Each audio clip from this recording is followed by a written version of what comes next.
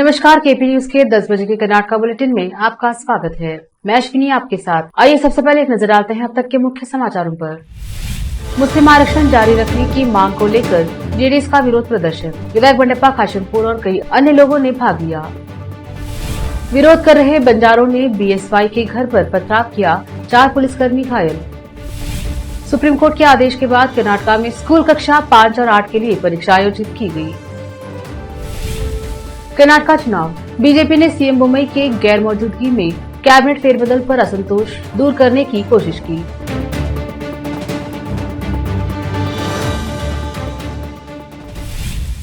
समाचारों का सिलसिला शुरू करते हुए देखते हैं समाचार विस्तार से। पहले समाचार स्थानीय। पूर्व मंत्री के नेतृत्व में जेडीएस जिला इकाई, जेडीएस विधायक दल के उपनेता, जेडीएस कोर कमेटी के अध्यक्ष, बीदर दक्षिण विधानसभा क्षेत्र के विधायक बंडेप्पा खाशेमपुर ने सेकंड बी के तहत मुसलमानों को दिए गए आरक्षण को रद्द करने का विरोध किया। राज्य सरकार और मुस्लिम आरक्षण को जारी रखने की मांग को लेकर एक विरोध रैली निकाली गई। मंगलवार को बीदर नगर में गणेश मैदान के पास जेडीएस जिला कार्यालय से धरना शुरू करने वाले जेडीएस नेताओं ने जिला कलेक्टर कार्यालय तक रैली निकाली और डिप्टी कलेक्टर के माध्यम से राज्यपाल को लिखित याचिका सौंपी। इस मौके पर बोलते हुए विधायक बंडेप्पा खाशेमपुर ने कहा कि 1995 में जब देवेगौड़ा मुख्यमंत्री थे तब अल्पसंख्यक मुस्लिम समुदाय 4% आरक्षित किया गया था। तब से लेकर आज तक हमें आरक्षण मिल रहा था। इस भाजपा सरकार ने आरक्षण खत्म कर दिया है। बीजेपी वोट बैंक की राजनीति के लिए उस समुदाय को धोखा दे रही है। उन्होंने देवेगौड़ा द्वारा लागू किए गए आरक्षण को रद्द कर दिया है। यह निंदनीय है। मुख्यमंत्री बसवराज बोम्मई को अल्पसंख्यकों के लिए आरक्षण रद्द करने के फैसले को तुरंत वापस लेना चाहिए। विधायक बंडेप्पा खाशेमपुर ने मांग की कि अल्पसंख्यकों के लिए आरक्षण पहले की तरह जारी रखा जाना चाहिए। इस मौके पर जेडीएस जिला अध्यक्ष रमेश पाटिल सोलपुर, प्रमुख सज्जाद साहब हुनाबाद से जेडीएस के उम्मीदवार सीएम फैज, प्रवक्ता मोहम्मद असदुद्दीन, नबी कुरैशी, राजू कारियाल, मारुति बुदे, सैयद सरफराज हाशमी, जेडीएस के जिला युवा घटक अध्यक्ष मोहम्मद फिरोज खान सहित अन्य नेता उपस्थित रहे। संवाददाता असलम खान और कैमरामैन संतोष का कवरेज। बीजेपी सरकार बीजेपी सरकार बीजेपी सरकार ಕರ್ನಾಟಕ ರಾಜ್ಯದಲ್ಲಿ ಅದು ವಿಶೇಷವಾಗಿ ಬಿಜೆಪಿ ಸರ್ಕಾರ ಅದು ಕೊನೆ ಕ್ಯಾಬಿನೆಟ್ ಮುಂದಾಗುತ್ತೋ ಇಲ್ಲೋ ಗೊತ್ತಿಲ್ಲ. ಎಲ್ಲ ಟಿವಿದಲ್ಲಿ ಇದು ಕೊನೆ ಕ್ಯಾಬಿನೆಟ್ ಅಂತೇಳಿ ಬಂತು. ಅಂಥ ಒಂದು ಸಚಿವ ಸಂಪುಟದಲ್ಲಿ ಇವತ್ತು ಕೆಲವು ತೀರ್ಮಾನಗಳು ಏನು ತಗೊಂಡಿದ್ದಾರೆ ಅದರಲ್ಲಿ ವಿಶೇಷವಾಗಿ 1994ರಲ್ಲಿ ಏನು ಮಾನ್ಯ ದೇವೇಗೌಡರು ಮುಖ್ಯಮಂತ್ರಿ ಆದಾಗ ಇಡೀ ದೇಶದಲ್ಲೇ ಯಾರು ಅಲ್ಪಸಂಖ್ಯಾತರು ಮುಸ್ಲಿಂ ಬಾಂಧವರಿಗೆ 4% ರಾಜ್ಯದಲ್ಲಿ ರಿಸರ್ವೇಷನ್ ಕೊಟ್ಟು ಮತ್ತದು ಯಾವುದೂ ಚಾಲೆಂಜ್ ಆಗಲಿಲ್ಲ. ಎಲ್ಲ ಕೋರ್ಟು ಎಲ್ಲ ಮಾನ್ಯತೆ ಕೊಟ್ಟು ಅವತ್ತಿಂದ ಹಿಡಿದು ಇವತ್ತಿನ ತನಕ ಆ ಜನರಿಗೆ ಏನದಲ್ಲ ರಿಸರ್ವೇಷನ್ ಮುಖಾಂತರ ಸವಲತ್ತುಗಳು ಸಿಕ್ಕೋತು ಬಂದಿದೆ. ಇವತ್ತು ಇವರು ಏನು ದಿಢೀರ್ನೆ, ಯಾಕಂದ್ರೆ ಅವ್ರಿಗೆ ಗೊತ್ತಿದೆ ಬಿಜೆಪಿಗೆ ಅಲ್ಪಸಂಖ್ಯಾತರು ಓಟ್ ಬರಲ್ಲ. ಈ ವರ್ಷ ಏನು ಸರ್ ಇನ್ನ ಕೋಡ್ ಆಫ್ ಕಂಡಕ್ಟ್ ಇಲ್ಲ, ನಿಮ್ಮ ಕ್ಯಾಲೆಂಡರ್ ಆಫ್ ಇವೆಂಟ್ಸ್ ಇಲ್ಲ. ಎಲ್ಲಕ್ಕಿಂತ ಮೊದಲೇ ಎಲ್ಲ ಚೆಕ್ ಪೋಸ್ಟ್ಗಳು ಇನ್ನೊಂದು ಭಾಳ ಭರ್ಜರಿ ತಯಾರಿ ಇದೆ.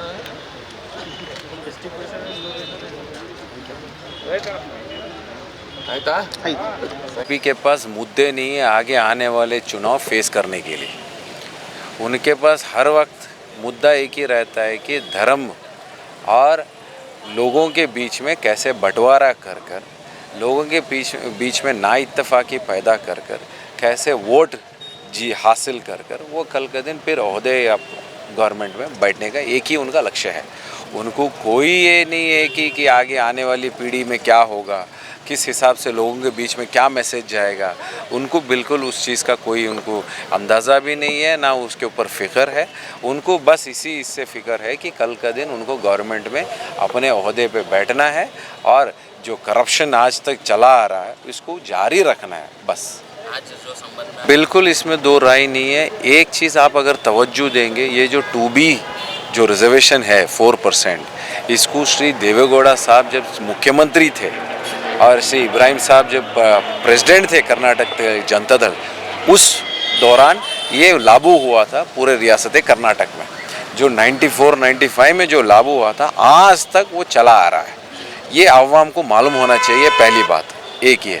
अब दूसरी बात, इन्होंने क्या ये कर दिया है कि इस बार ये दिखने में आ गया है कि इस मुस्लिम इस बार पूरे एनमास यूनाइटेड होकर जनता दल के सपोर्ट में है, इसीलिए इनके साथ कुछ शरारत कर दिए जाए।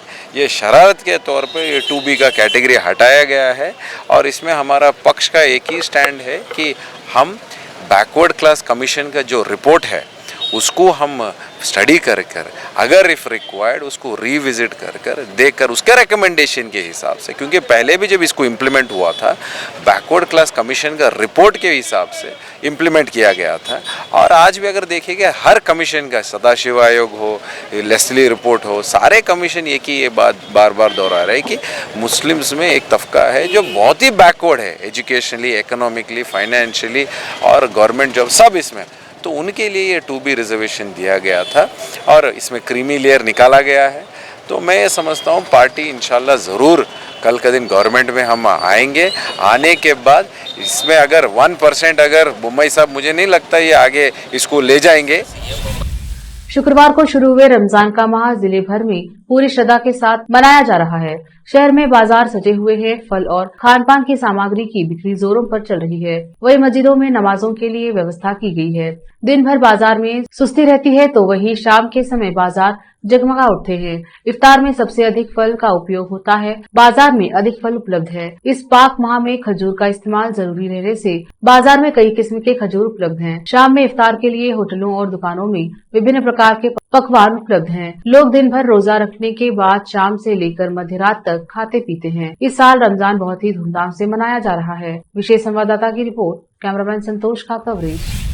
अब राज्य के अन्य समाचार। शिवमोगा जिले के शिकारीपुरा कस्बे में सोमवार को बंजारों के प्रदर्शन के हिंसक हो जाने से 4 पुलिसकर्मी घायल हो गए। बंजारा समुदाय के हजारों लोग, जिन्होंने पूर्व मुख्यमंत्री BS येडियुरप्पा के घर की खिड़कियों पर पथराव भी किया था। अनुसूचित जातियों के बीच आंतरिक आरक्षण पर न्यायमूर्ति AJ सदाशिव पैनल की रिपोर्ट्स को लागू करने की राज्य सरकार के फैसले का विरोध कर रहे थे। इससे पहले दिन में उन्होंने शहर के अम्बेडकर सर्कल में विरोध प्रदर्शन किया, सरकार के खिलाफ नारे लगाए और मुख्यमंत्री बसवराज बोम्मई और येडियुरप्पा के फ्लेक्सेस बोर्ड लगाए। बाद में उन्होंने कस्बे के मलेरा केरी में येडियुरप्पा के घर की ओर मार्च किया। आंदोलनकारियों ने पुलिस द्वारा लगाए गए 2 बैरिकेड्स को तोड़ दिया और भाजपा नेता के घर की ओर बढ़ गए। जब पुलिस ने प्रदर्शनकारियों को रोकने के लिए लाठियां भांजी तो उन्होंने पूर्व CM के आवास पर पथराव और चप्पल फेंकी। शिकारीपुरा ग्रामीण पुलिस थाने के निरीक्षक लक्ष्मण, नगर थाने के उप निरीक्षक मंजुनाथ कोप्पलूरू, कांस्टेबल शंकर गौड़ा और कंथराजू को हाथापाई में सिर में चोट आई।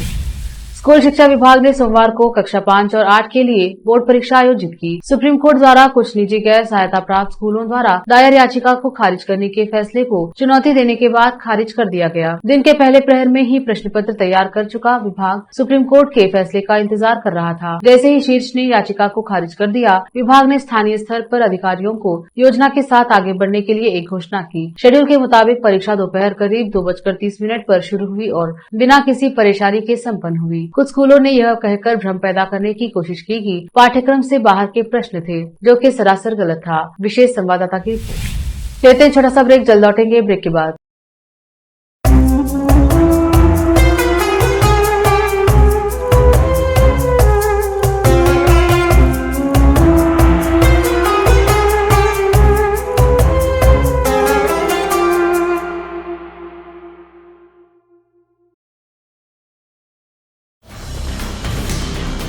हिंदुस्तान के हर कोने में हम हैं मौजूद। 24 घंटे हालात पर गहरी नजर, खबरों से जुड़े चुपते सवालात और आपको दिखाता है धार्मिक, सामाजिक, राजनीतिक, लोकल और इंटरनेशनल न्यूज की सबसे बेहतर कवरेज, जो आपको रखती है हर पल बाखबर। देश और दुनिया भर की खबर के लिए देखते रहें KP News 24/7। ब्रेक के बाद स्वागत है आपका। देखते हैं आगे के समाचार। कर्नाटका में कैबिनेट विस्तार के समय को लेकर बार बार गोल पोस्ट बदलते हुए मुख्यमंत्री बसवराज बोम्मई और सत्तारूढ़ भाजपा ने पार्टी के एक वर्ग के भीतर संभावित असंतोष को चतुराई से दूर करने में कामयाबी हासिल की, जो एक तरह से नेतृत्व को अग्निशमन मोड में डाल देता। चुनाव जीत के लिए रणनीति बनाने की बजाय विधानसभा चुनाव तक दौड़े। बोम्मई के नेतृत्व वाली सरकार 6 खाली सीटों के साथ मई में होने वाले चुनाव में जा रही है। चुनाव आयोग द्वारा अगले कुछ दिनों में चुनाव कार्यक्रम की घोषणा करने की उम्मीद है।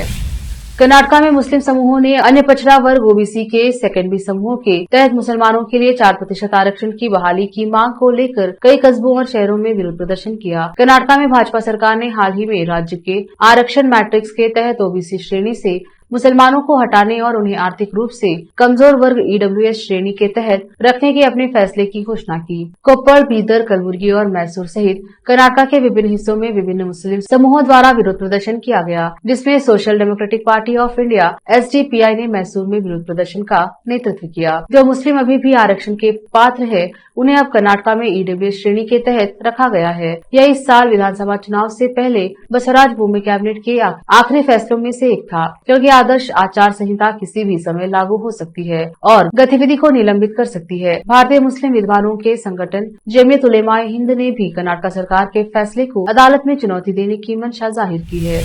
मुख्यमंत्री बसवराज बोम्मई ने विपक्षी कांग्रेस नेताओं पर बंजारा समुदाय के सदस्यों को पूर्व मुख्यमंत्री बीएस येदियुरप्पा के आवास के बाहर उनके गृहनगर शिवमोगा जिले के शिकारीपुरा में विरोध प्रदर्शन करने के लिए उकसाने का आरोप लगाया। उन्होंने कहा कि सरकार बंजारों के हितों की रक्षा के लिए प्रतिबद्ध है और उनसे हिंसा का सहारा नहीं लेने की अपील की। येदियुरप्पा ने हालांकि अपने आवास पर हुए विरोध प्रदर्शन के लिए किसी को जिम्मेदार ठहराने से इनकार किया। बोम्मई ने आरोप लगाया कि सभी समुदायों को सामाजिक न्याय प्रदान करने के लिए भाजपा सरकार के कदम को पचाने में असमर्थ कांग्रेस नेता लोगों को भड़काने की कोशिश कर रहे हैं और बंजारा समुदाय को उनके प्रभाव में नहीं आना चाहिए। उन्होंने बंजारा समाज के लोगों को भरोसा दिलाया कि सरकार उनके हितों की रक्षा के लिए प्रतिबद्ध है।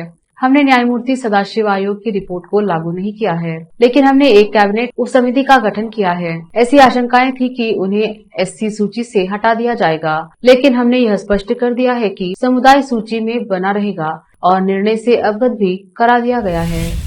पूर्व मंत्री और 4 बार के गुब्बी विधायक जेडीएस के एसआर श्रीनिवास ने विधायक पद से इस्तीफा दे दिया है और सोमवार को अध्यक्ष विश्वेश्वर हेगड़े कागेरी को पत्र सौंपा। उनके 31 मार्च को कांग्रेस में शामिल होने की संभावना है। उनके जेडीएस छोड़ने का मतलब है कि पार्टी ने तुमकुर जिले में एक विधायक को दिया है, जिसे उसका गढ़ माना जाता था। वो कलिंगा नेता ने कांग्रेस विधायक दल के नेता सिद्धरामैया और केपीसीसी अध्यक्ष डीके शिव कुमार से मुलाकात की। जून 2022 में उन्होंने कथित तौर पर राज्यसभा चुनाव में भाजपा उम्मीदवार लहर सिंह के पक्ष में क्रॉस वोटिंग की, जिसके कारण जेडीएस ने उन्हें पार्टी से निलंबित कर दिया। अनुभवी नेता ने जेडीएस के साथ अपने संबंधों को खत्म करने के अपने फैसले को सही ठहराया, यह बताते हुए कि पार्टी के वरिष्ठ नेता एचडी कुमारस्वामी 2023 के चुनाव के लिए गुब्बी के वैकल्पिक उम्मीदवार के रूप में नागराजू को आगे बढ़ा रहे थे। 2004 में जेडीएस ने गुब्बी से लिंगायत जीएस शिवंजप्पा को मैदान में उतारा, लेकिन श्रीनिवास ने एक विद्रोही उम्मीदवार के रूप में चुनाव लड़ा और जीत हासिल की। बाद में उन्हें पार्टी में शामिल किया गया। 2008, 2013 और 2018 में लगातार 3 चुनाव जीते और उन्होंने 2008, 2013 और 2018 में लगातार 3 बार चुनाव जीते। भारतीय जनता पार्टी भाजपा पूर्व केंद्रीय मंत्री और पार्टी के वरिष्ठ नेता एचएन अनंत कुमार को 2018 में उनकी मृत्यु के बाद से भूल गई है। उनकी बेटी विजेता अनंत कुमार ने कहा है, दिवंगत नेता के नाम पर किसी भी बड़ी सड़क, मेट्रो स्टेशन या अन्य बुनियादी ढांचा परियोजनाओं का नाम नहीं होने पर आपत्ति जताते हुए विजेता ने कहा, उद्घाटन कार्यक्रमों, सड़कों, रेल लाइनों में उनका नाम लेकर उनके योगदान को स्वीकार नहीं करना तुच्छ है। वह लाखों लोगों के दिलों में जिंदा हैं। जो पार्टी उन्हें भूल रही है, उन्हें आत्मचिंतन की जरूरत है। विजेता ने कन्नड़ पोर्टल विश्ववाणी के एक लेख को साझा करते हुए यह टिप्पणी की, जिसमें बताया गया है कि बेंगलुरु में रेसकोर्स रोड का नाम अभिनेता राजनेता अम्बरीश के सम्मान में रखा गया है, जबकि 12 किलोमीटर बाहरी रिंग रोड ORR का नाम बाद में बदल दिया गया है। अभिनेता पुनीत राजकुमार, हालांकि अनंत कुमार को सम्मानित करने के लिए भाजपा द्वारा ऐसा कोई कदम नहीं उठाया गया है। फिर से एक नजर आज के मुख्य समाचारों पर। मुस्लिम आरक्षण जारी रखने की मांग को लेकर जेडीएस का विरोध प्रदर्शन, विधायक बंडेप्पा खाशनपुर और कई अन्य लोगों ने भाग लिया। विरोध कर रहे बंजारों ने बीएसवाई के घर पर पथराव किया, 4 पुलिसकर्मी घायल। सुप्रीम कोर्ट के आदेश के बाद कर्नाटका में स्कूल कक्षा 5 और 8 के लिए परीक्षा आयोजित की गई। कर्नाटक चुनाव, बीजेपी ने सीएम बोम्मई के गैर मौजूदगी में कैबिनेट फेरबदल पर असंतोष दूर करने की कोशिश की।